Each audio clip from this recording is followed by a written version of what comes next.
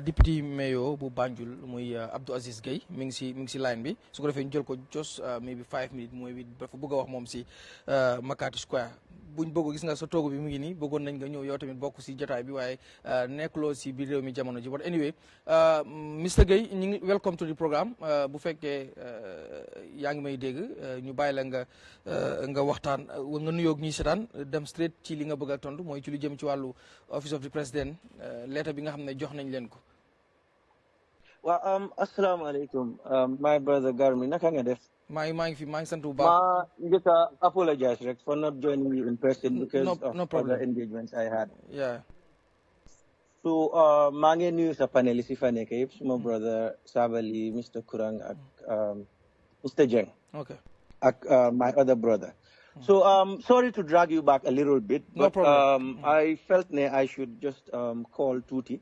Ma participate. maa ngi leen di xaw a drag back because foog naa jeexal ngeen the issue of Mccarthy Square. No problem. But I feel while Sirang couldn't discuss, it lacks some context that I can provide. Acha. Maybe nekuma for in person, but to do that briefly. So I limit myself to Mccarthy Square because nekuma for in person. No so problem. first of all, so my first reaction more with regards to I think a comment made by I think Mr. Jeng. So Segu Jeng wala Babukar ñaari Jeng mo fi nekk.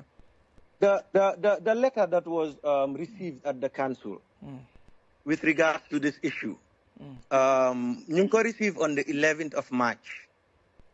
So letter bi bim ñëwee, it didn't meet the mayor at the council. By then, Mayor Tukina hand over, and then the letter was delivered to the CEO. So Mayor is not here. So the CEO minuted that letter from the Office of the President to my office. So before letter bi ñëwee, I think suko Mayor gisee man to be fair to her, man maa ko won. You know, just to brief her. But the action that was taken towards the letter was done by myself at CEO because by then I was at the council. So, but in that letter, I think just to give more context to the discussion, what was given as a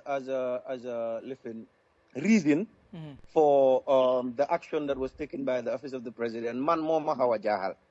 Because you know, maybe I can save you time and not go through all of the letter. Okay. But it just said in one of the paragraphs that you may wish to note that the Office of the President spent significant funds to give the square the current facelift, which requires proper management and adequate security to maintain. Hence the decision.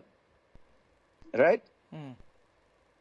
So it meant because of the facelift that had happened, so lolu more justified decision being a hamne Office of the President interna pour jël ko. But to take you back, because talking about the facelift, because this had been happening every year during independence celebrations and whatnot. But there was a national organizing committee that was set up. But in this national organizing committee, it had stakeholders, including the Banjul City Council. So Banjul City Council were represented by the CEO. So resources were mobilized. You know, I need not get into details about that issue. So it meant that the renovation was done by stakeholders, of course, coordinated by the Office of the President. So you cannot take Banjul City Council out of the efforts of the renovations of the Mccarthy Square, right? So lolu benala. Okay. Secondly, when it comes to the management of Mccarthy Square, I think that is their argument because Mccarthy Square, you know, topato winfa. But topato palace bumelni Mccarthy Square by a council, dafa am some financial difficulties or constraints in am. Because currently, and it's very unfortunate that ñu argue the maybe trying to put blame on the council. Then they fail to, maybe they don't know it or they deliberately ignore the fact that Banjul City Council currently at the square, we have up to 13 staff. Only on salary, we pay them about $500,000 annually. We have gardeners there, we have painters there, we have other people employ. So it's not like 𝒂𝒊𝒏 Council dañ fa neglect totally yóbbuwuñ fa kenn pour mu liggéey fa. But on top of that, I think sustainability palace pour mu mun a am. Like I told you, we have staff that we're paying maintenance cost. 𝒂𝒊𝒏, most of events if they am, BCC does not charge a dime for those events, including government events, including independence celebrations and all of that. So if at all, maybe these events were charged and then cancelled, at least maybe it can be used for sustainability purposes. While like I said, just to give more context to this, Council had been dedicating efforts and resources year in, year out to the 𝒂𝒊𝒏. It's not like they just neglect. So, if you want to conclude because we've all seen local government act be lalawa, and then since before independence in Gambia, you know, the council had been empowered by ordinance to manage the park and whatnot. Man, Fima Fokne sincerely, because I heard my brother Sabali saying Li dialogue la warona dore. And I fully agree with him. But Li how moy, Fimnekani, Fintolu.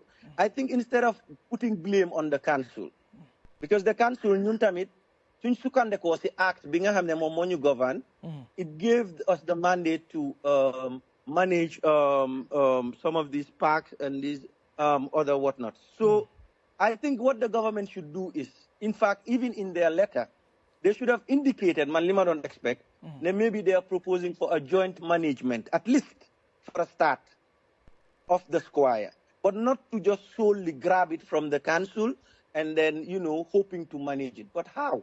Because currently, right now, as we speak, ñi liggéey Mccarthy Square yep, they are staff of Banjul City Council. Banjul City Council ñoo leen employ su weer bi dee ñoom ñooy ñëw pour Banjul City Council fay leen. So I think this was something that could have been avoided if at all after. But during all of these meetings, organizing committee meetings, it had never been indicated once after we renovate the Mccarthy Square, it is the intention of the Office of the President to take charge of it. All right. We just saw the letter. And then finally, on a final note, letter be being received. It was replied to. It was responded to. Letter be Banjul City Council replying in Office of the President and gave them our reasons and our justifications and what we thought was a best reply. So that had already been done. Let's spill out 𝒑𝒉𝒊𝒏. You know, look for you, I don't know. But man, I can assure you that at the level of the council, letter be man la fa fekut fa mayor. And then we dealt with it professionally and the way we should have dealt with it. All right. And it had been, we have sent a response to the Office of the President and we await ñoom tamit lan mooy nekk seen tontu to what we have responded to them. All right, Mr. Gaye, xam naa dinañ la invité ñu gën a mën a waxtaan ci lii